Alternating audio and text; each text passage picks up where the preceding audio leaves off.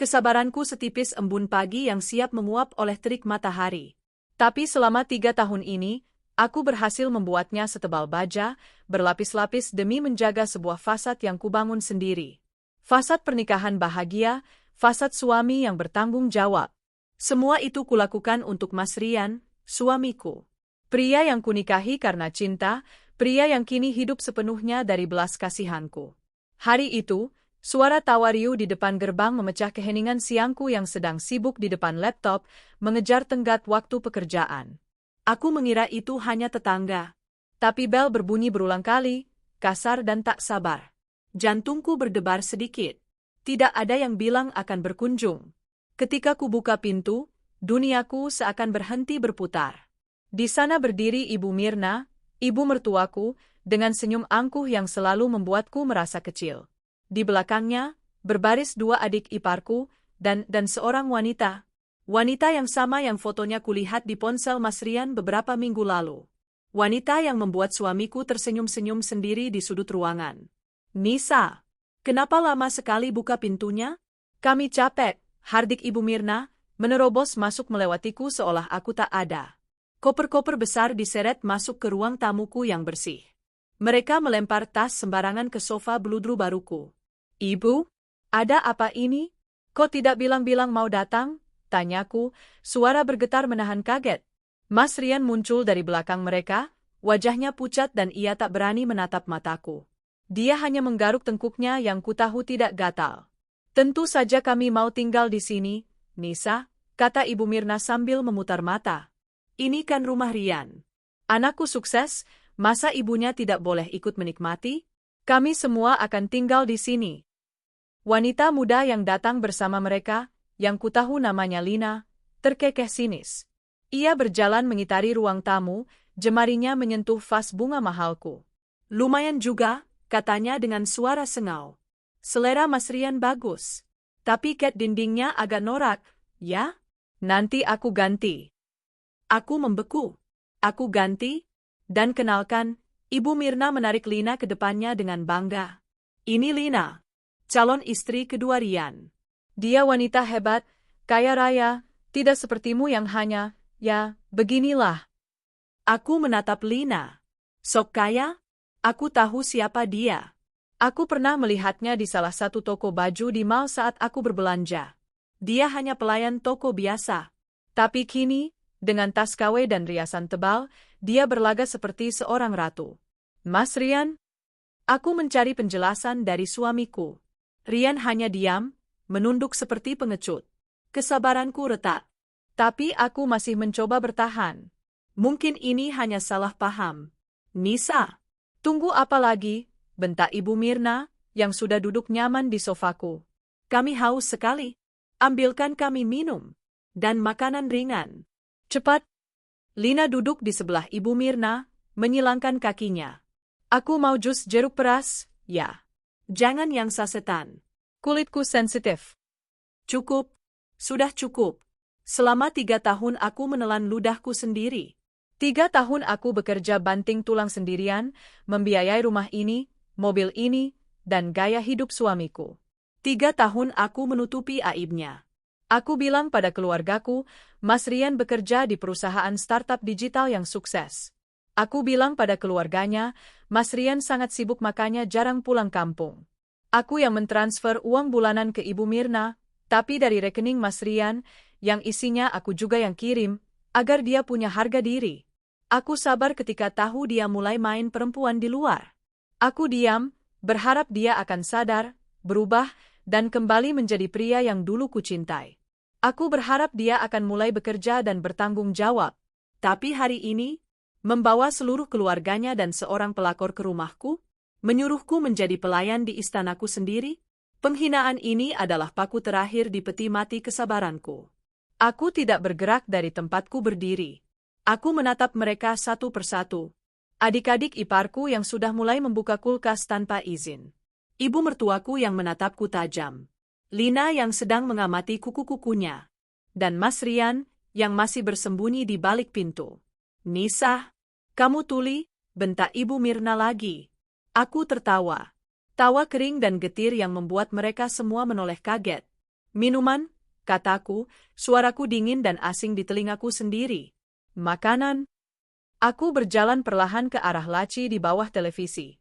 Aku menarik sebuah map tebal dari dalamnya. Ada yang lucu, Nisa? Tanya Lina, nadanya mengejek. Oh, sangat lucu, jawabku. Aku berbalik menghadap mereka.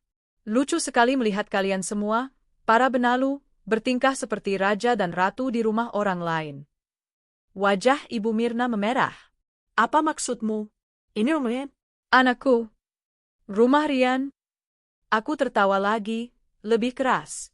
Bu, apa ibu tahu apa pekerjaan anak kesayangan ibu ini? Ibu Mirna tampak bingung. Tentu saja. Dia pengusaha sukses di Jakarta. Dia yang kirim aku uang setiap bulan. Dia yang beli rumah ini. Dia yang kirim uang? Aku menatap tajam Mas Rian, yang kini gemetar.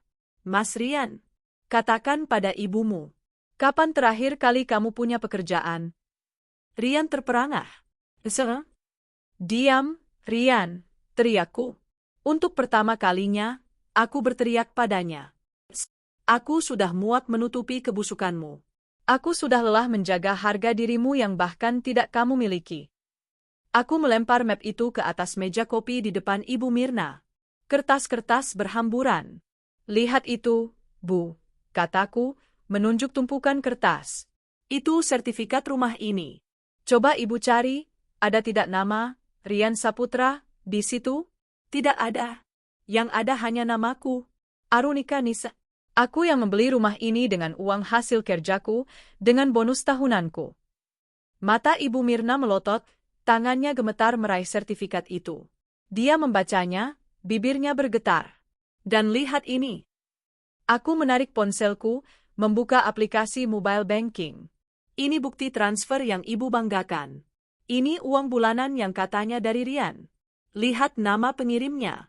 Itu rekeningku. Aku yang transfer ke rekening Rian, lalu dia teruskan ke Ibu. Biar apa? Biar anak manja Ibu itu terlihat punya harga diri di depan keluarganya. Semua orang terdiam. Syok. Adik-adik iparku berhenti mengunyah makanan ringan yang mereka curi dari dapurku. Mas Rian Suk. Lanjutku, menatap pria yang kini bersandar lemas di dinding. Adalah seorang pengangguran. Sudah 3 tahun dia tidak bekerja. Dia hanya numpang hidup dariku. Makan, tidur, main game, dan selingkuh. Semua pakai uangku. Wajah Lina berubah dari angkuh menjadi pucat pasi. Dia pasti mengira telah mendapatkan lotre, seorang pengusaha kaya. Kak, kamu bohong, desis Ibu Mirna, tapi suaranya tidak lagi lantang. Malu dan syok terpancar jelas di wajah sombongnya. Rian, bilang kalau dia bohong. Rian hanya bisa menggelengkan kepala, air matanya mulai menetes. Maafkan aku, Bu. Itu adalah konfirmasi yang mereka butuhkan. Jadi, kataku, kini mengambil kembali kendali penuh. Aku merasa kuat, bebas. Kalian datang ke rumah saya, membawa pelakor untuk suami saya yang numpang hidup pada saya, dan menyuruh saya, pemilik rumah ini, untuk membuatkan kalian minum. Aku berjalan ke arah pintu dan membukanya lebar-lebar. Pergi, teriakku sekuat tenaga. Pergi kalian semua dari rumah saya. Nisa, kamu tidak bisa begini. Ibu Mirna mencoba bangkit, mencoba meraih simpati. Kami sudah Aku tidak peduli, potongku. Kalian yang datang tanpa diundang, kalian juga yang harus pergi. Bawa anak pengangguranmu ini. Dan bawa juga pelayan toko yang sok kaya ini. Lina tersentak. Apa katamu? Pelayan toko? Oh, kamu pikir aku tidak tahu? Aku punya ingatan yang bagus, Lina. Baju yang kamu pakai itu bahkan diskon 70% di toko tempatmu bekerja, kan? Wajah Lina merah padam karena malu. Dia segera menarik tas KW-nya. Ibu Mirna masih berusaha melawan. Tapi kami tidak punya uang untuk pulang. Rian, beri ibumu uang. Rian merogoh sakunya, tapi dia menatapku memelas. Tentu saja, dompetnya kosong. Uang di ATM-nya pun pasti sudah habis untuk mentraktir Lina. Uang? Aku tertawa sinis. Kalian pikir setelah penghinaan ini, Aku akan berbaik hati memberi kalian ongkos pulang. Jangan harap kalian datang ke sini dengan kesombongan, silakan pulang dengan rasa malu. Aku menarik koper-koper mereka yang masih di dekat pintu dan melemparkannya satu persatu ke teras. Keluar! Atau saya panggil satpam kompleks untuk menyeret kalian. Mereka tidak punya pilihan. Ibu Mirna, yang tadinya angkuh seperti ratu, kini berjalan gontai menarik kopernya. Wajahnya menahan malu yang luar biasa. Adik-adik iparku menangis. Lina berlari kecil, menyembunyikan wajahnya. Terakhir, Mas Rian. Dia berhenti di depanku. Nisa, maafkan aku. Beri aku kesempatan. Kesempatan? Aku menatap matanya yang basah. Kesempatanmu sudah habis, Mas. Tepat saat kamu membiarkan ibumu dan selingkuhanmu menginjakkan kaki di rumah ini dan menghinaku. Pergi. Aku menutup pintu tepat di depan wajahnya. Hening. Untuk pertama kalinya dalam 3 tahun, rumah ini terasa benar-benar menjadi milikku. Aku bersandar di pintu, air mata akhirnya mengalir. Bukan air mata kesedihan, tapi air mata kelegaan. Aku tidak peduli bagaimana mereka akan pulang. Aku tidak peduli mereka akan menderita di jalan. Mereka menuai apa yang mereka tabur. Aku mengambil ponselku, bukan untuk mengecek pekerjaan, tapi untuk menelepon pengacaraku. Besok, aku akan memulai hidup baru. Tanpa pengkhianat, tanpa benalu. Hidupku baru saja dimulai. Pintu kayu jati yang kokoh itu tertutup dengan bunyi, blam, yang final. Hening. Untuk beberapa detik pertama, Nisa hanya berdiri mematung, punggungnya bersandar di pintu. Telinganya masih berdengung. Bukan karena teriakan, tapi karena keheningan yang tiba-tiba datang menggantikan riuh rendah drama yang baru saja terjadi. Ia memejamkan mata. Adrenalin yang tadi membuatnya sekuat baja perlahan-lahan surut. Kaki yang tadi berdiri kokoh, kini terasa lemas. Nisa melorot, terduduk di lantai marmer yang dingin, tepat di balik pintu yang menjadi benteng terakhirnya. Lalu, air mata itu datang. Ini bukan air mata kesedihan atas perginya Rian. Bukan pula air mata penyesalan. Ini adalah air mata kelegaan. Air mata yang melepaskan 3 tahun kepalsuan, 3 tahun kesabaran yang disalahgunakan, 3 tahun harga diri yang terinjak-injak. Ia menangisi Arunika Nisa yang dulu, gadis naif yang rela bekerja ganda, menutupi aib suaminya, mengirim uang atas nama suaminya, hanya demi sebuah ilusi, harga diri, pria yang bahkan tidak menghargai dirinya sendiri. Tangis itu tidak berlangsung lama. Hanya 5 menit yang hening dan dalam. Setelah itu, ia menyeka wajahnya dengan kasar. Cukup. Di luar, ia masih bisa mendengar suara-suara samar. Teriakan marah Ibu Mirna yang melengking, menyalahkan Rian. Samar-samar ia juga mendengar suara Lina yang mengumpat. Getaran di saku celananya menyadarkannya. Ponselnya. Nama, Mas Rian, berkedip di layar. Nisa menatap nama itu tanpa ekspresi. Panggilan itu mati, lalu masuk lagi. Terus-menerus. Diselingi oleh notifikasi pesan yang masuk bertubi-tubi. Nisa, angkat. Kamu gila? Dek, jangan begini. Mas minta maaf. Ibu pingsan di jalan. Kamu mau tanggung jawab? Nisa mendengus sinis. Taktik lama. Drama murahan. Ia tidak menjawab. Dengan gerakan tenang, ia membuka kontak Mas Rian. Jari jemarinya menekan 3 titik di sudut kanan atas. Blokir. Kemudian, ia mencari nomor Ibu Mirna, yang beberapa kali ia gunakan untuk mentransfer uang jajan dari rekeningnya. Blokir. Ia bahkan memblokir nomor adik-adik iparnya. Selesai. Nisa bangkit. Kakinya sudah kembali kokoh. Ia berjalan ke ruang tamu. Pemandangan di depannya membuatnya muak. Koper-koper itu memang sudah di luar, tapi kekacauan kecil yang mereka ciptakan masih ada. Ada remah-remah keripik yang tadi dibuka adik iparnya di atas sofa bludru barunya. Ada jejak sepatu kotor di karpet. Nisa berjalan ke kontrol panel smart home di dekat dapur. Ia menekan satu tombol. Layar monitor CCTV di depan gerbang menyala. Pemandangan itu menyedihkan sekaligus memuaskan. Ibu Mirna tidak pingsan. Wanita tua itu sedang duduk di atas salah satu koper besarnya di trotoar, tangannya menunjuk-nunjuk ke arah Rian sambil memaki. Rian sendiri tampak hancur, ia duduk di aspal, memegangi kepalanya. Lina, si pelakor yang tadi berlagak ratu, kini berdiri gelisah di pinggir jalan, mencoba menyetop taksi online yang satu persatu melewatinya, mungkin karena lokasinya yang terpencil di dalam kompleks elit. Mereka terlihat persis seperti apa adanya. Sekelompok orang tersesat, tanpa tujuan, dan tanpa uang. Nisa mematikan monitor. Itu bukan lagi urusannya. Naluri pertamanya adalah membersihkan rumah. Ia mengambil penyedot debu, membersihkan remah-remah di sofa. Ia mengambil kain pel dan cairan desinfektan beraroma pinus, mengepel lantai di ruang tamu tempat mereka tadi berdiri. Ia membuka semua jendela lebar-lebar, membiarkan angin sore masuk, mengusir bau, kesombongan dan kebohongan yang mereka bawa. Rumah ini adalah istananya. Dan ia baru saja mengusir hama-hamanya. Setelah merasa cukup bersih, Nisa berjalan ke dapur.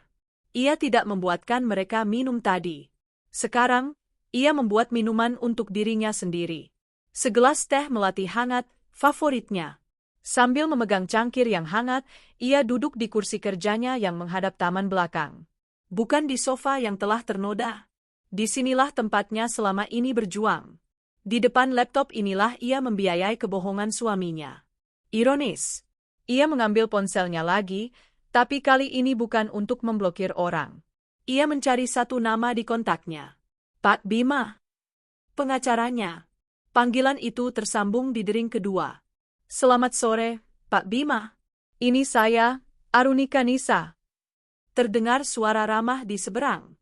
Sore, Bu Nisa. Ada yang bisa saya bantu? Tumben sekali. Apa ada masalah dengan? Nisa menarik napas dalam-dalam, lalu menghembuskannya. Tidak, Pak. Potongnya dengan suara yang tenang, tegas, dan tanpa keraguan sedikitpun. Saya sudah yakin. Ia mendengar Pak Bima berdeham, mungkin kaget dengan nada suaranya yang berbeda dari biasanya. Saya mau Bapak segera siapkan berkas gugatan cerai untuk Rian Saputra. Hening sejenak di seberang. Baik, Bu Nisa. Gugatan cerai. Ada tuntutan lain? Harta gono gini, mungkin?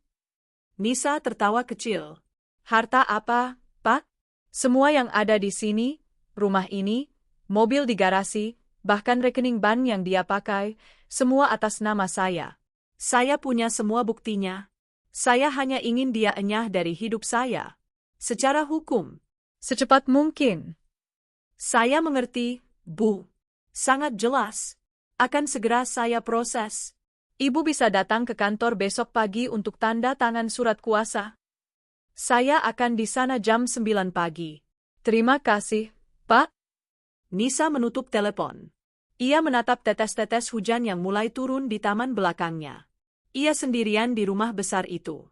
Tapi untuk pertama kalinya dalam 3 tahun, ia tidak merasa kesepian. Ia merasa utuh. Ia menyeruput teh melatinya. Rasanya sedikit pahit, namun hangatnya menjalar ke seluruh tubuh. Persis seperti kebenaran. Di luar gerbang, Rian mungkin masih di sana, basah kuyup oleh hujan, meratapi nasibnya. Ibu Mirna mungkin masih mengumpat. Lina mungkin sudah berhasil mendapatkan taksi dan kabur, menyadari bahwa pangerannya hanyalah seorang pengemis. Nisa tidak peduli. Ia membiarkan mereka menderita dalam hujan. Itu harga yang pantas untuk sebuah penghinaan. Besok adalah hari baru. Hari pertama dari sisa hidupnya yang bebas. Dan Nisa sudah siap memulainya. Malam itu, hujan turun seperti ditumpahkan dari langit. Bukan gerimis romantis, melainkan hujan deras yang menusuk, membawa angin dingin yang menampar-nampar wajah. Bagi Arunika Nisa, di dalam rumahnya yang hangat, suara hujan itu adalah musik pengantar tidur. Setelah mematikan monitor CCTV, ia mandi air hangat lama sekali.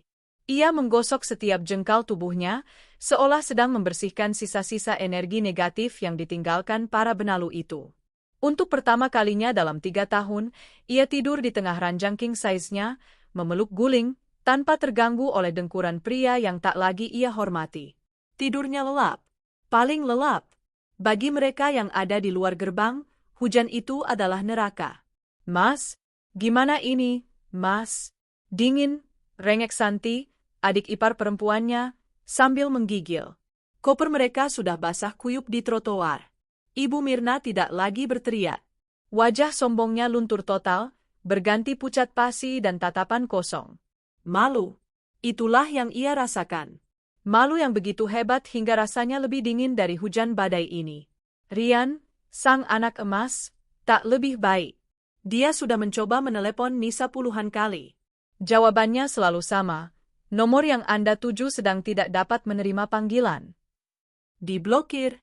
Pesan WhatsApp-nya hanya centang 1. Dia hancur. Bukan karena cintanya ditolak, tapi karena sumber keuangannya diputus total. Kalian semua diam, bentak Lina tiba-tiba. Si pelakor itu tampak paling frustrasi. Riasan mahalnya sudah luntur, memperlihatkan wajah aslinya yang letih dan marah. Aku nggak mau tahu. Mas Rian, mana uang yang kamu janjikan? Katanya kamu pengusaha sukses? Masa kita terdampar kayak gembel begini? Sabar, Lin. Rian tidak tahu harus berkata apa. Sabar? Kamu bilang sabar? Lina tertawa histeris. Aku ini diajak untuk jadi nyonya besar. Bukan untuk jadi gelandangan kehujanan. Aku lihat dari awal juga istrimu itu yang punya segalanya. Kamu itu cuma numpang.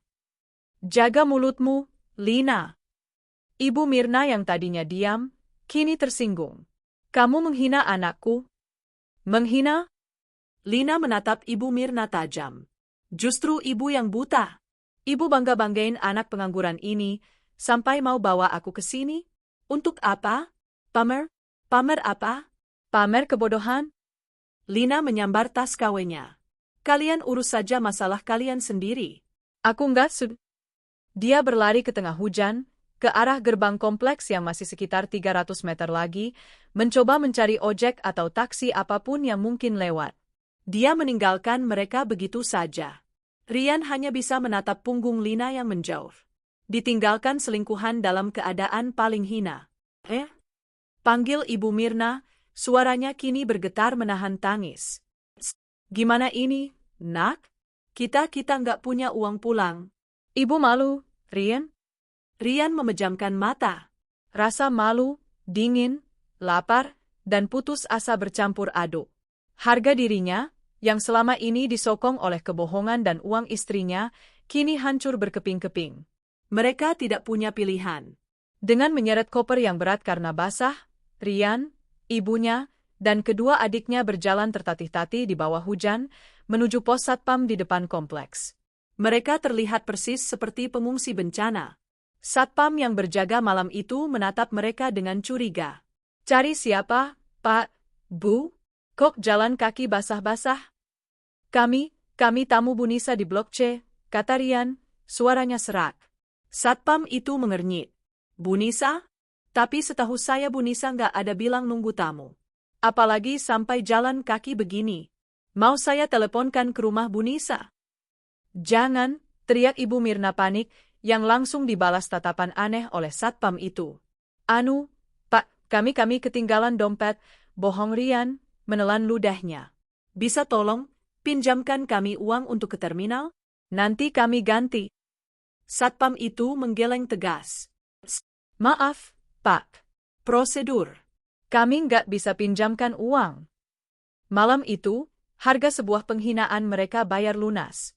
Rian harus menelepon sepupunya yang tinggal di pinggiran Jakarta, memelas minta dijemput dan dipinjami uang, setelah menelan semua makian dan pertanyaan, bukankah kau sukses di Jakarta? Malam itu, mereka berakhir tidur berdesakan di lantai rumah kontrakan petak sepupu mereka. Jauh dari sofa bludru, AC sentral, dan kemewahan yang baru beberapa jam lalu mereka klaim sebagai milik mereka. Pukul 6:30 pagi, Nisa bangun. Ia meregangkan tubuhnya. Tidak ada rasa pegal karena semalam harus berbagi ranjang. Tidak ada pemandangan menyebalkan pria yang masih tidur sementara ia harus bersiap bekerja. Rumah itu sunyi. Sunyi yang damai. Ia membuka tirai kamarnya. Hujan semalam menyisakan udara pagi yang segar. Jakarta tampak cerah. Seolah alam semesta merestui keputusannya. Nisa menyeduh kopinya. Bukan kopi instan yang biasa diminum Rian, tapi biji kopi gayo pesanannya, yang ia giling sendiri.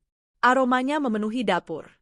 Sambil menyeruput kopi, Ia membuka laptopnya. Ada beberapa email pekerjaan yang harus ia balas. Ia menyelesaikannya dengan pikiran jernih, tanpa beban harus memikirkan, apakah Mas Rian sudah makan, atau apakah uang bulanan ibu sudah kukirim atas nama Rian. Pukul 8, ia bersiap. Ia tidak memilih daster yang biasa ia pakai saat Rian ada. Ia membuka lemari pakaiannya, memilih satu setel blazer kerja berwarna biru navy, kemeja sutra putih, dan celana bahan yang pas di kakinya. Ia menata rambutnya rapi, memoles riasan tipis namun tegas. Ketika ia bercermin, yang menatapnya balik adalah Arunika Nisa. Seorang manajer proyek senior, seorang wanita mandiri, seorang pemilik rumah. Bukan seorang istri teraniaya. Bukan sapi perah. Pukul 8.50, ia sudah tiba di lobi gedung firma hukum Bimao Partners. Tepat waktu. Pak Bima menyambutnya di ruangannya. Pagi, Bu Nisa. Ibu terlihat segar? Pagi, Pak. Saya merasa segar, jawab Nisa tenang, menjabat tangan pengacara itu. Baik, kita langsung saja, kata Pak Bima, mempersilakan Nisa duduk. Seperti yang ibu minta, saya sudah siapkan draft gugatannya. Saya bawa semua buktinya, Pak, kata Nisa. Ia mengeluarkan map yang ia siapkan semalam, map yang berbeda dari yang ia lempar ke meja. Ini adalah map yang berisi semua asetnya. Sertifikat hak milik, SHAM, rumah atas namanya. BPKB mobil atas namanya. Rekening koran gajinya selama 3 tahun terakhir. Dan yang paling penting, rekening koran Rian yang ia cetak diam-diam. Rekening itu menunjukkan pola yang jelas, 0 pemasukan, kecuali transfer rutin dari Nisa. Lalu, transfer keluar ke rekening Ibu Mirna. Pak Bima menelaah dokumen-dokumen itu. Ia mengangguk-angguk. Luar biasa, Bu Nisa. Ini sangat bersih, kata Pak Bima, nadanya terkesan. Ini bukan lagi kasus abu-abu. Ini hitam di atas putih. Suami ibu tidak hanya melakukan penelantaran ekonomi, tapi juga penipuan terselubung dengan menggunakan uang ibu untuk mengesankan keluarganya. Saya mau ini cepat, Pak. Saya tidak mau mediasi berlarut-larut. Dan saya tidak mau membaginya sepeser pun. Ibu tidak perlu khawatir, Pak Bima meyakinkan. Secara hukum, Rian tidak punya hak atas apapun. Harta yang didapat sebelum menikah adalah milik ibu. Harta yang didapat setelah menikah pun, ibu bisa buktikan 100% berasal dari jerih payah ibu, sementara pihak suami tidak memberikan kontribusi sama sekali. Ini kasus yang kuat. Pak Bima menyodorkan beberapa lembar kertas. Silakan dibaca dan ditandatangani surat kuasanya, Bu. Setelah ini, tim saya akan mendaftarkan gugatannya ke pengadilan agama. Surat panggilan akan kami kirim langsung ke alamat KTP-nya, di kampung. Nisa membaca setiap poin dengan teliti. Jelas. Tegas. Tanpa keraguan, ia mengambil pena dan membubuhkan tanda tangannya di atas meterai. Goresan tinta itu terasa seperti goresan terakhir yang menutup sebuah buku babak belur.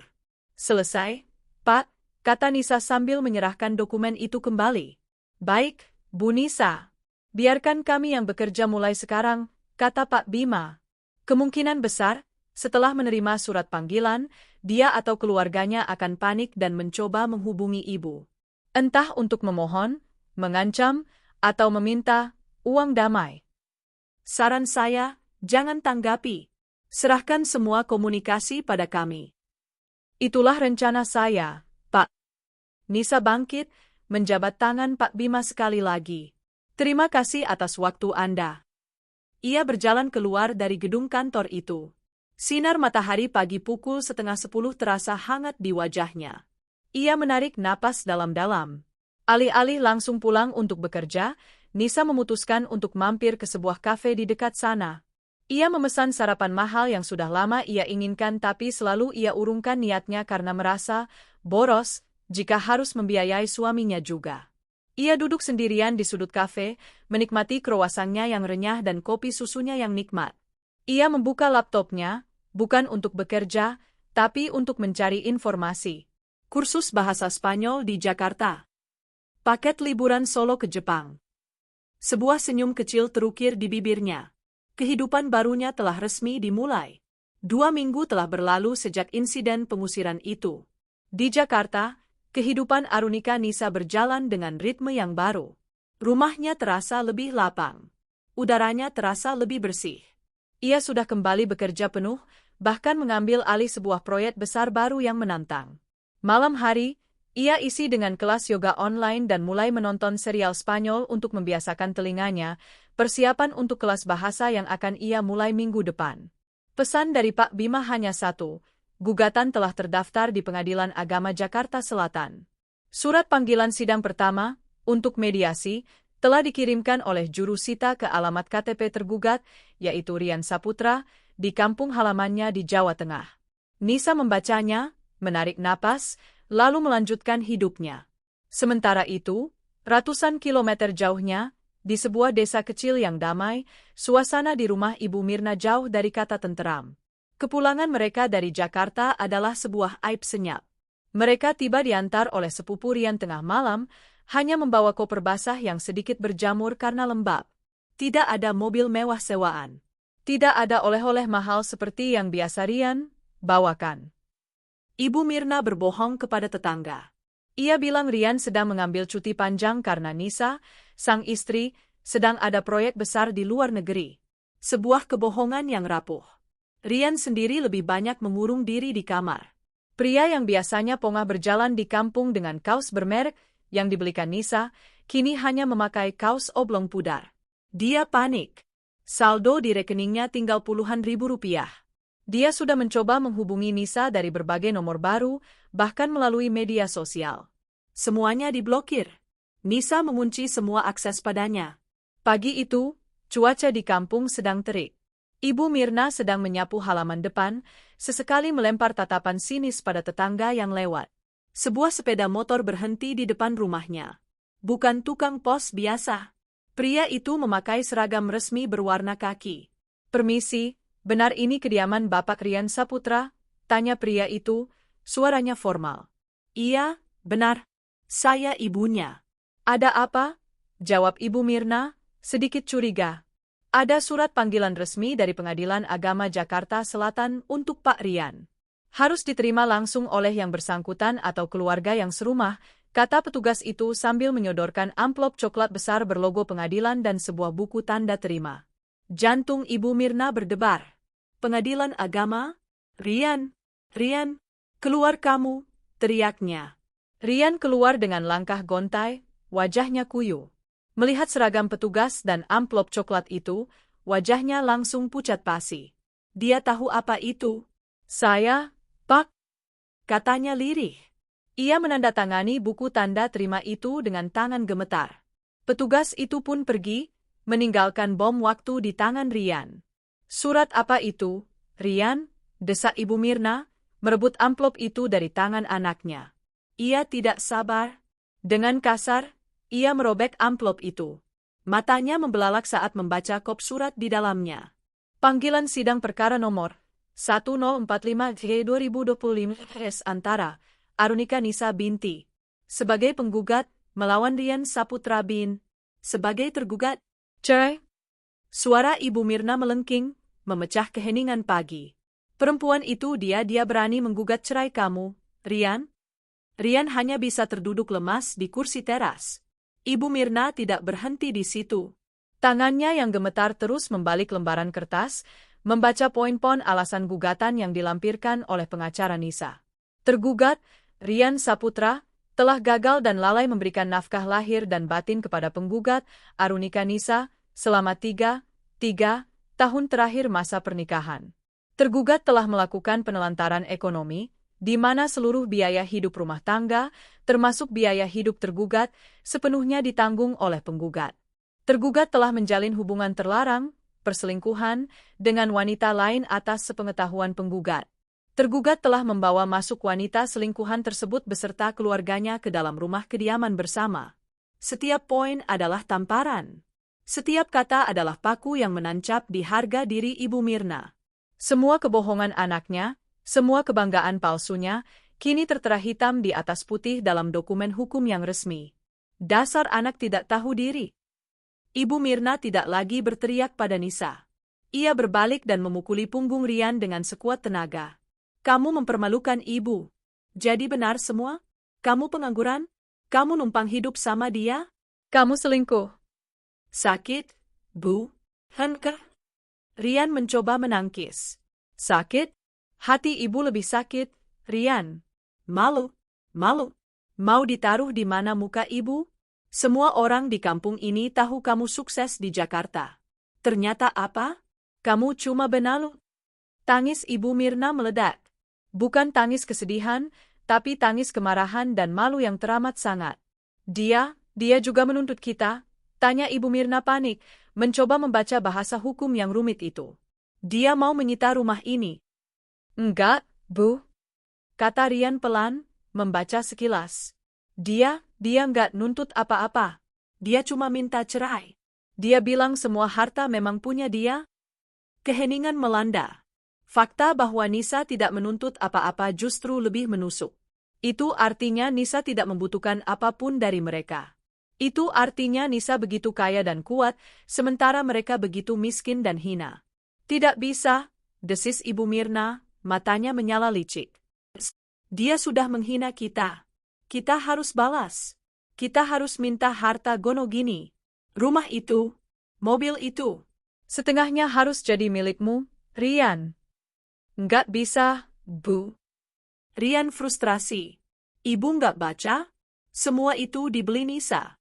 Pakai uang dia. Kita nggak punya bukti apa-apa. Ibu tidak mau tahu. Kamu harus lawan. Kalau perlu, bilang sama hakim kalau dia yang selingkuh. Bilang dia istri durhaka, mengusir suami dan mertua. Kita harus dapat sesuatu, Rian. Kita sudah terlanjur malu. Rian memegangi kepalanya yang pusing. Melawan Nisa? Dengan apa? Dengan pengacara siapa? Mereka bahkan tidak punya uang untuk ongkos ke Jakarta. Dalam keputusasaannya, Rian mengambil ponsel adiknya. Ia mencoba menelepon Nisa lagi. Di Jakarta, Nisa sedang berada di tengah meeting penting. Ponselnya di mode getar. Sebuah nomor baru tak dikenal dari Jawa Tengah muncul di layar. Nisa menatapnya sekilas. Ia tahu persis siapa itu.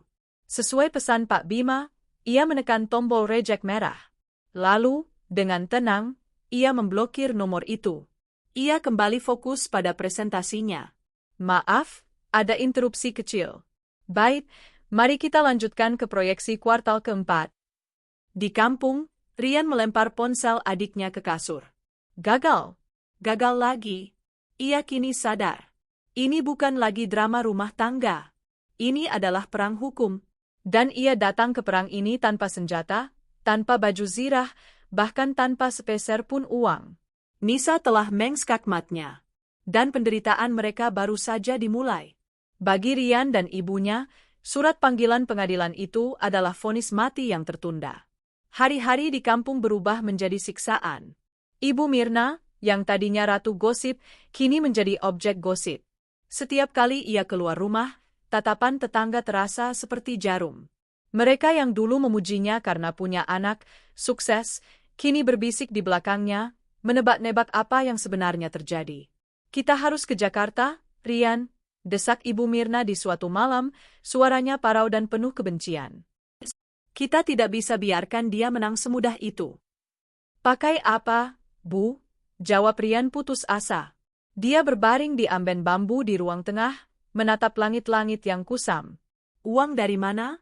Sepupu juga sudah nggak mau pinjami lagi. Dia bilang kita nggak tahu diri. Ibu Mirna terdiam. Matanya menatap tajam ke lemari kaca di sudut ruangan.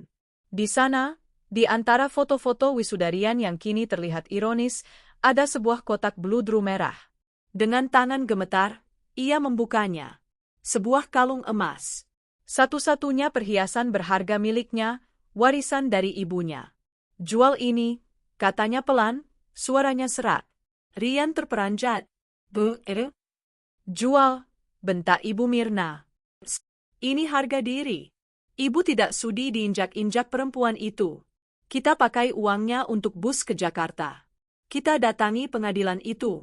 Kamu harus bilang sama hakim, kamu mau setengah dari hartanya. Itu hak kamu sebagai suami. Tapi, Bu, pengacara Nisa?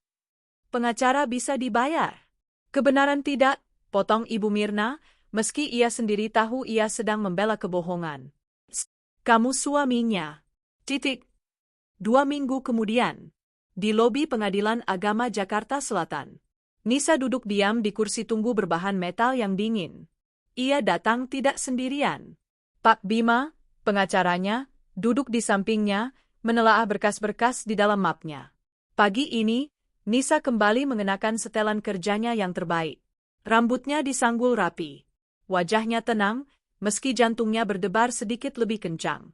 Ini adalah pertama kalinya ia akan melihat mereka lagi sejak hari pengusiran itu. Bu Nisa, kata Pak Bima pelan, tanpa mengalihkan pandangan dari berkasnya. Ingat pesan saya.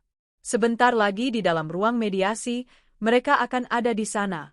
Mereka akan mencoba segalanya. Nisa mengangguk.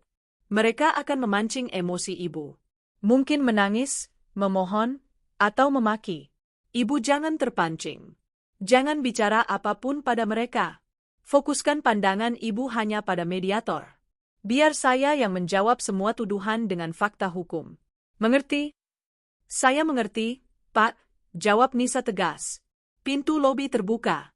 Sekelompok orang masuk dengan langkah ragu. Nisa tidak perlu menoleh. Aroma parfum murah yang menyengat, bercampur dengan bau keringat asam khas perjalanan jauh, sudah memberitahunya. Itu mereka. Rian, Ibu Mirna, dan satu adik perempuannya, Santi. Penampilan mereka adalah antitesis dari Nisa.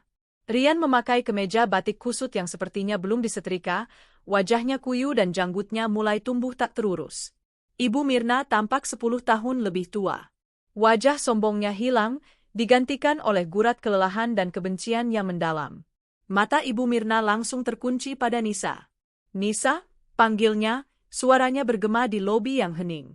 Nisa tidak bergerak, menuruti instruksi Pak Bima. Ia tetap menatap lurus ke depan.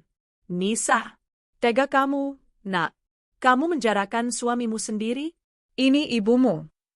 Ibu Mirna mulai berjalan cepat ke arahnya, siap memulai drama. Pak Bima bangkit berdiri, tubuhnya yang tegap menghalangi langkah Ibu Mirna. Selamat pagi, Ibu, sapa Pak Bima dengan suara tenang namun berwibawa. Mohon maaf, klien saya tidak akan berkomunikasi di luar ruang sidang. Silakan tunggu panggilan. Ibu Mirna tertegun. Dihadang oleh seorang pengacara berpenampilan necis, nyalinya sedikit menciut. Ia hanya bisa mendesis marah sebelum seorang petugas memanggil nama mereka. Ruang mediasi itu kecil dan pengap. Seorang mediator parubaya yang tampak lelah duduk di ujung meja. Baik, kita di sini untuk mediasi, kata mediator itu, membuka pertemuan. Saya harap ada jalan tengah. Ibu Nisa sebagai penggugat dan Bapak Rian sebagai tergugat. Apa yang sebenarnya terjadi? Nisa tetap diam. Pak Bima yang angkat bicara. Yang mulia, klien kami menggugat cerai atas dasar penelantaran ekonomi dan adanya pihak ketiga. Semua bukti sudah kami lampirkan. Klien kami hanya ingin perceraian ini diselesaikan dengan baik-baik. Tidak bisa, potong Ibu Mirna, menggebrak meja. Ibu, harap tenang. Ibu bukan pihak yang berperkara. Silakan, Pak Rian, apa tanggapan Anda, kata mediator itu. Rian menelan ludah. Ia melirik ibunya, lalu menatap Nisa dengan tatapan memelas. Nisa, kita bisa bicarakan ini, kan? Masih bisa diperbaiki? Nisa membalas tatapannya. Dingin, tanpa emosi. Ia lalu membuang muka, kembali menatap mediator. Melihat penolakan telak itu, wajah Rian mengeras.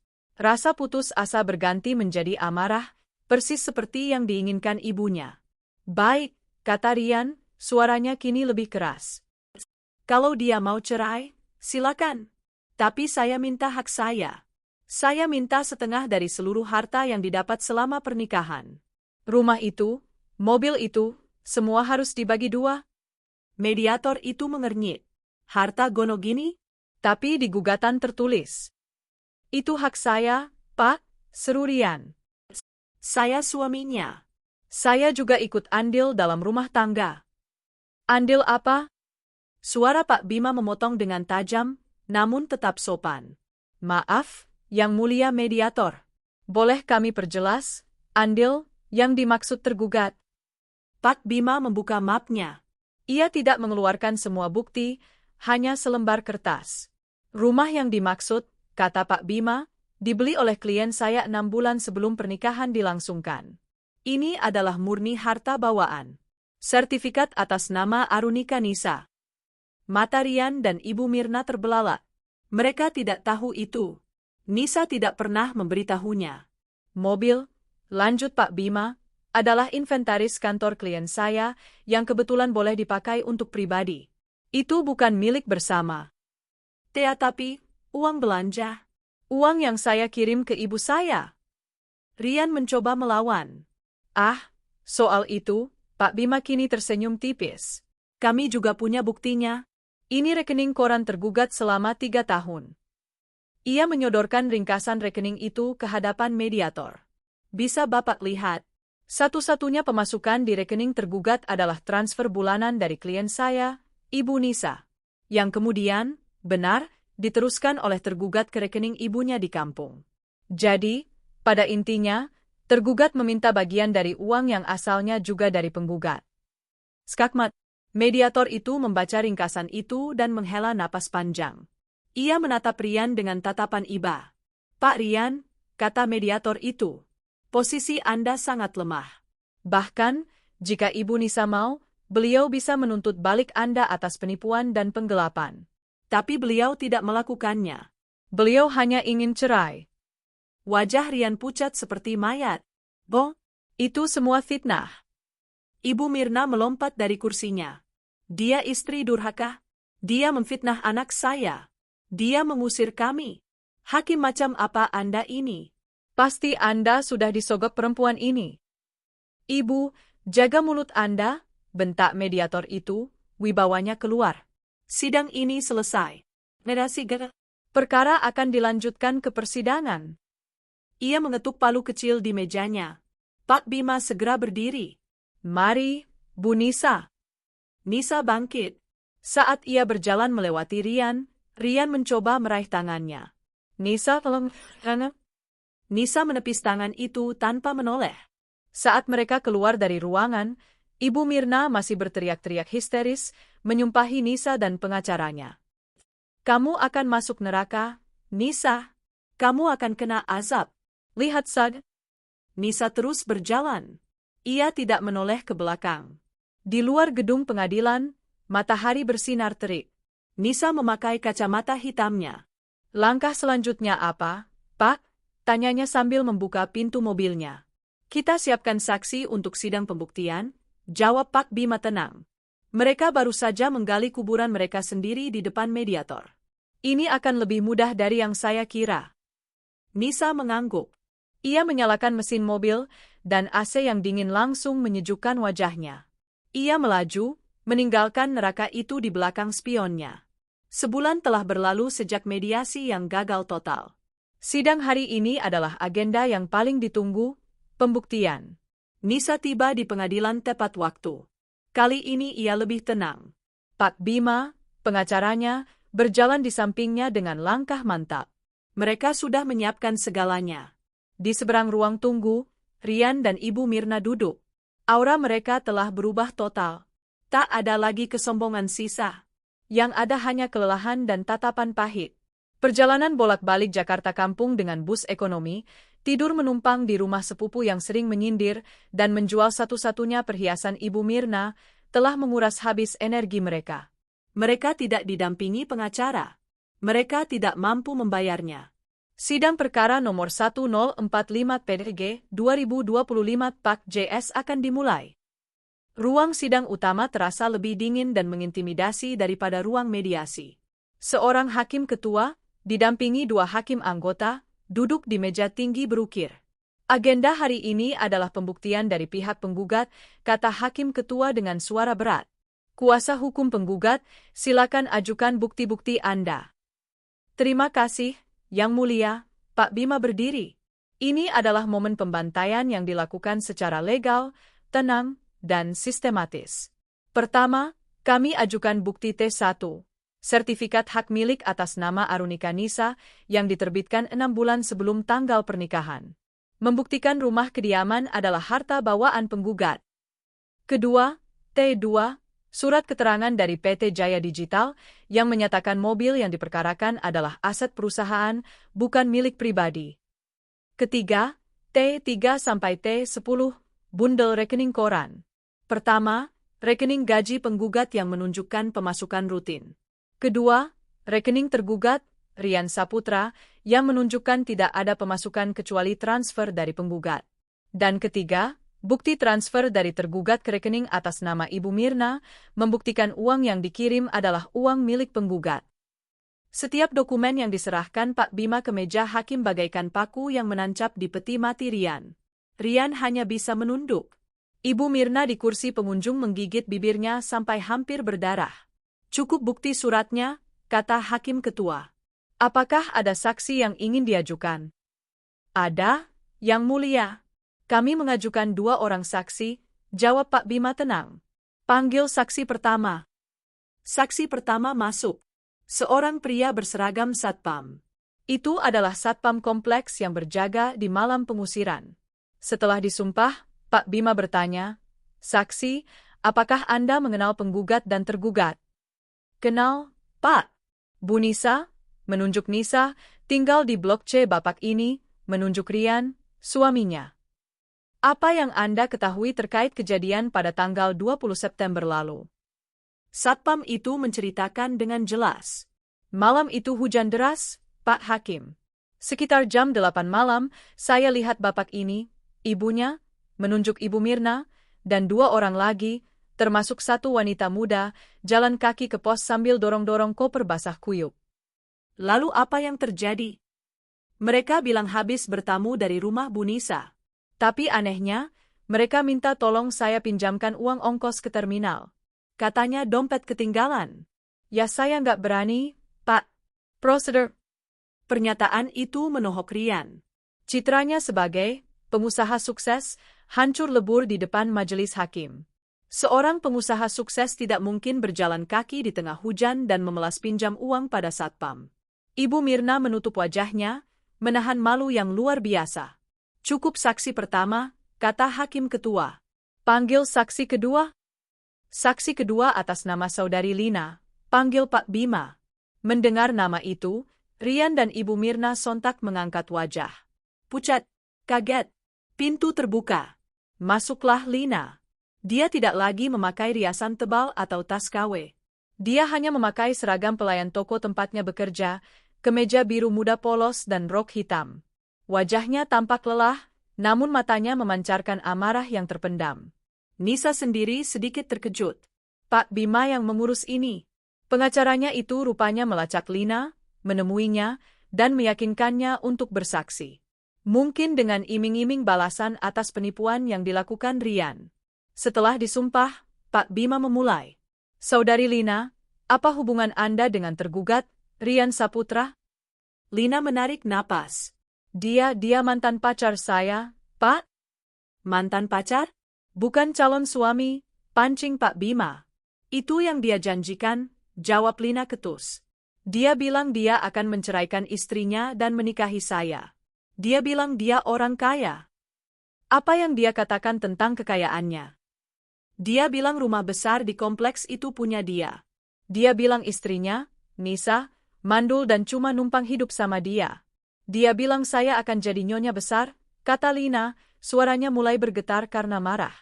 "Lalu apa yang terjadi?" "Semua bohong." Suara Lina meninggi. "Waktu kami datang ke rumah itu, ibunya," menunjuk Ibu Mirna, "menyuruh saya bersikap seperti pemilik rumah. Menyuruh Bu Nisa ambilkan minum. Tapi ternyata, rumah itu punya Bu Nisa. Bapak ini," menunjuk Rian, "pengangguran. Fitnah. Dasar pelakor murahan." Ibu Mirna tidak tahan lagi. Ia melompat dari kursinya, berusaha berlari ke depan untuk menjambak rambut Lina. "Diam. Tenang." Hakim ketua menggebrak palu dengan keras. "Tegas, keluarkan ibu itu dari ruang sidang. Dia mengganggu jalannya persidangan." 2 petugas keamanan segera memegangi Ibu Mirna yang meronta-ronta. "Dia penipu, Hakim. Mereka semua bersalah. Azab. Kalian akan kena azab," teriak Ibu Mirna sambil diseret keluar ruangan. Pintu sidang ditutup. Kini di dalam hanya tersisa Rian, yang terduduk syok sendirian, tanpa pembelaan ibunya. Hakim ketua menatap Lina. Lanjutkan kesaksian Anda. Dia penipu, Pak Hakim, lanjut Lina, kini menangis. Setelah kami diusir, dia bahkan tidak punya uang sepeser pun untuk ongkos taksi saya. Dia menelantarkan saya di pinggir jalan tengah malam. Dia dan ibunya itu penipu. Saya malu, Pak. Saya ikut menanggung malu. Kesaksian itu selesai. Saksi kunci dari pihak Rian, calon istri keduanya, justru menjadi saksi terkuat yang menghancurkannya. Hakim ketua menatap Rian. Pihak tergugat. Apakah Anda punya bukti surat atau saksi untuk membantah semua ini? Rian gemetar. Ibunya sudah diusir. Selingkuhannya baru saja membongkar aibnya. Uangnya tidak ada. Pengacaranya tidak ada. Dia menatap Nisa. Nisa balas menatapnya. Datar. Dingin. Tak ada lagi cinta, hanya ada kelegaan. Rian menunduk. Tidak ada, Yang Mulia, bisiknya. Suaranya pecah. Baik. Hakim ketua mengetuk palu. Sidang pembuktian selesai. Agenda selanjutnya adalah pembacaan putusan, vonis, yang akan dilaksanakan minggu depan. Nisa dan Pak Bima bangkit. Mereka berjalan keluar dari ruang sidang. Di lobi, mereka berpapasan dengan Lina yang sedang menunggu. Nisa berhenti sejenak di depan wanita itu. Terima kasih, kata Nisa pelan. Lina menatapnya dengan pandangan rumit. Campuran antara benci, malu, dan anehnya, sedikit rasa hormat. Saya tidak melakukannya untuk Anda. Saya melakukannya untuk diri saya sendiri. Laki-laki seperti dia pantas mendapatkannya. Nisa mengangguk kecil. Ia lalu berjalan pergi, meninggalkan pengadilan itu, siap untuk mendengar vonis kebebasannya minggu depan. Minggu antara sidang pembuktian dan sidang putusan adalah minggu terpanjang dalam hidup Rian. Di kampung, berita tentang Ibu Mirna yang diseret keluar dari ruang sidang karena mengamuk telah menyebar lebih cepat daripada api. Sepupu yang menampung mereka tidak bisa lagi menahan malu. Dengan sopan namun tegas, ia meminta Rian dan ibunya untuk mencari tempat tinggal lain. Maaf, Mas Rian, Bu. Bukan saya mengusir, katanya dengan wajah tidak nyaman. Tapi istri saya diomongin terus di pasar. Kami juga orang susah. Kami nggak bisa ikut-ikutan nanggung masalah besar begini. Maka, dalam puncak kehinaan mereka, Rian dan Ibu Mirna terpaksa pindah. Mereka menyewa satu kamar petak sempit di belakang pasar desa, menggunakan sisa-sisa terakhir dari uang hasil menjual kalung Ibu Mirna. Tempat itu pengap, berbau ikan asin, dan suara riuh pasar terdengar sejak dini hari. Setiap malam, Ibu Mirna tidak tidur. Ia hanya duduk di sudut kamar yang gelap, matanya menatap kosong, sesekali bergumam menyumpahi Nisa. Kebanggaannya telah hancur. Anaknya, yang ia kira seorang pangeran, ternyata tak lebih dari seorang pengemis yang hidup dari belas kasihan istrinya. Rian sendiri hancur. Ia tidak punya apa-apa lagi. Tak ada istri, tak ada rumah mewah, tak ada uang, tak ada selingkuhan. Bahkan harga dirinya di kampung pun lunas terbayar oleh kehinaan. Dia benar-benar di titik nol. Sebaliknya, bagi Arunika Nisa, minggu itu adalah minggu yang produktif. Ia sudah tahu ia akan menang. Pak Bima telah meyakinkannya bahwa buktinya kedap air. Jadi, Nisa tidak menunggu. Ia mendaftarkan diri di pusat kebugaran. Ia menyelesaikan proyek besarnya di kantor dengan pujian dari Dewan Direksi. Ia sudah mulai kelas bahasa Spanyol pertamanya, tertawa canggung saat lidahnya kaku melafalkan hola dan gracias. Ia mempersiapkan hidup barunya, bahkan sebelum palu hakim diketuk. Hari putusan. Nisa kembali tiba di pengadilan agama. Pagi ini, ia tidak memakai blazer. Ia memakai gaun kerja semi-formal berwarna krem yang elegan. Rambutnya tergerai rapi. Wajahnya memancarkan ketenangan. Siap, Bu Nisa? Sapa Pak Bima di lobi. Saya lahir siap, Pak, jawab Nisa sambil tersenyum tipis. Mereka menunggu. Tak lama kemudian, dua sosok yang mereka kenali masuk ke lobi. Pemandangan itu membuat beberapa pengunjung lain berbisik. Rian dan Ibu Mirna. Mereka tampak kucel. Pakaian yang mereka kenakan adalah pakaian yang sama dengan yang mereka pakai di sidang sebelumnya, kini tampak lebih lecet. Mata Rian cekung dan merah, sementara rambut Ibu Mirna yang biasanya rapi tersanggul, kini diikat seadanya. Mereka datang bukan untuk bertarung, mereka datang untuk dieksekusi. Mereka duduk di barisan paling belakang, jauh dari Nisa. Ibu Mirna menatap Nisa dengan satu tatapan, kebencian murni yang tak lagi meledak-ledak, melainkan dingin dan menusuk. Nisa tidak membalas tatapan itu. Baginya, mereka sudah selesai. Panggilan sidang terdengar. Di dalam, suasananya khidmat. Berbeda dengan sidang pembuktian yang panas, hari ini udaranya terasa dingin dan final. Nisa duduk di kursi penggugat. Rian, sendirian, duduk di kursi tergugat. Ibu Mirna duduk di kursi pengunjung paling depan, diawasi oleh 2 petugas keamanan kalau-kalau ia berulah lagi. Hakim ketua membuka mat tebal di depannya. Ia berdeham. Ruangan hening.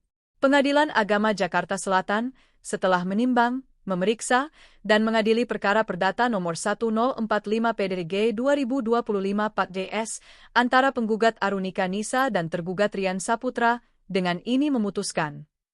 Nisa menarik napas dalam-dalam. Mengadili. Suara hakim ketua bergema. 1. Mengabulkan gugatan penggugat untuk seluruhnya. Nisa memejamkan mata sepersekian detik. Alhamdulillah. 2. Menjatuhkan talak 1 bain syugra dari tergugat, Rian Saputra, terhadap penggugat, Arunika Nisa. Di kursinya, Rian tersentak. Ini adalah kata final. Cerai. 3. Menyatakan bahwa tergugat telah terbukti secara sah dan meyakinkan gagal dalam memenuhi kewajibannya sebagai suami, yaitu memberikan nafkah lahir dan batin kepada penggugat. 4. Menyatakan bahwa tergugat telah terbukti secara sah dan meyakinkan melakukan perbuatan tercela, yaitu menjalin hubungan terlarang, perselingkuhan, dengan wanita lain. Setiap poin adalah paku yang dipukul oleh hakim. 5. Menolak tuntutan rekonvensi, tuntutan balik, dari tergugat mengenai harta bersama atau gonogini untuk seluruhnya. Ibu Mirna di belakang mencengkeram pegangan kursi. Harta? Hakim melanjutkan, menimbang bahwa rumah di Blok C nomor 10 adalah harta bawaan penggugat yang diperoleh sebelum pernikahan. Menimbang bahwa seluruh aset lain terbukti diperoleh dari penghasilan tunggal penggugat, sementara tergugat tidak memberikan kontribusi ekonomi sama sekali. 6. Menetapkan hak asuh. Hakim berhenti, perkara ini tidak melibatkan anak. 7. Membebankan seluruh biaya perkara yang timbul kepada pihak tergugat. Itu adalah tendangan terakhir. Rian, yang sudah tidak punya uang sepeser pun, kini dibebani utang biaya pengadilan. Demikian putusan ini dibacakan. Tok, tok, tok. Palu itu diketuk 3 kali. Suaranya menggema, final, dan tak terbantahkan. Nisa resmi bercerai. Nisa resmi bebas. Pak Bima menoleh dan menyalaminya.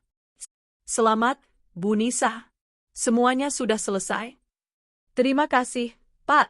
Terima kasih atas segalanya, kata Nisa, suaranya sedikit bergetar oleh kelegaan. Mereka bangkit. Saat Nisa berbalik, Rian masih terduduk di kursinya. Mematung. Kosong. Dia bahkan tidak punya kekuatan untuk bangkit. Di kursi pengunjung, Ibu Mirna tidak mengamuk. Dia tidak berteriak. Dia hanya menangis. Menangis tanpa suara, bahunya berguncang hebat. Menangisi nasibnya, menangisi kebodohan anaknya, dan menangisi harga dirinya yang kini tak bersisa. Nisa berjalan menyusuri lorong di antara kursi-kursi. Saat ia melewati barisan Rian, Rian akhirnya mengangkat wajahnya. Nisa? Satu kata lirih itu keluar dari bibirnya. Panggilan yang dulu penuh cinta, lalu penuh kepalsuan, dan kini penuh keputusasaan. Nisa berhenti sejenak. Ia menoleh, menatap pria yang pernah menjadi suaminya itu. Tak ada kemarahan lagi di mata Nisa. Yang ada hanya tatapan kosong. Ia tidak melihat Rian, ia melihat orang asing. Tanpa berkata apa-apa, Nisa berbalik dan terus berjalan. Ia mendorong pintu ruang sidang. Cahaya matahari Jakarta yang terik langsung menerpa wajahnya. Ia menyipitkan mata sejenak, lalu tersenyum. Ia menghirup udara kebebasan. Di belakangnya, di dalam ruang sidang yang dingin, Rian akhirnya menelungkupkan wajahnya di meja. Pundaknya berguncang. Ia menangisi semua kehilangannya sendirian. Nisa berjalan ke mobilnya, menyalakan mesin, dan melaju. Ia tidak melaju pulang. Ia melaju ke kantor. Ada pekerjaan yang menunggunya. Ada kehidupan baru yang siap ia jalani. 1 tahun berlalu. Bagi sebagian orang, 1 tahun adalah waktu yang singkat. Bagi yang lain, itu adalah sebuah era. Di Kyoto, Jepang, di tengah-tengah taman kuil Kinkakuji yang bermandikan cahaya matahari musim gugur, seorang wanita berdiri sendirian. Ia mengenakan mantel wol yang nyaman, rambutnya dipotong sebahu, tampak lebih muda dan segar. Arunika Nisa tersenyum saat ia melihat pantulan kuil emas yang megah di atas air danau yang tenang.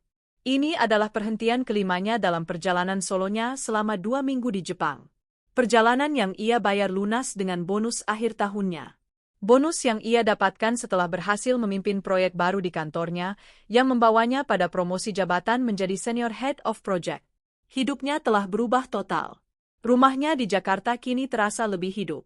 Ia merombak total kamar yang dulu dipakai Rian menjadi studio yoga dan perpustakaan pribadinya. Di akhir pekan, ia tidak lagi menghabiskan waktu menutupi aib. Ia menghabiskannya dengan teman-teman barunya dari kelas bahasa Spanyol, mencoba restoran baru, atau sekadar membaca buku di tamannya yang asri. Ia sudah lama melupakan tentang keharusan mengecek ponsel, takut akan drama. Ponselnya bergetar. Sebuah pesan masuk dari grup WhatsApp kelas yoganya.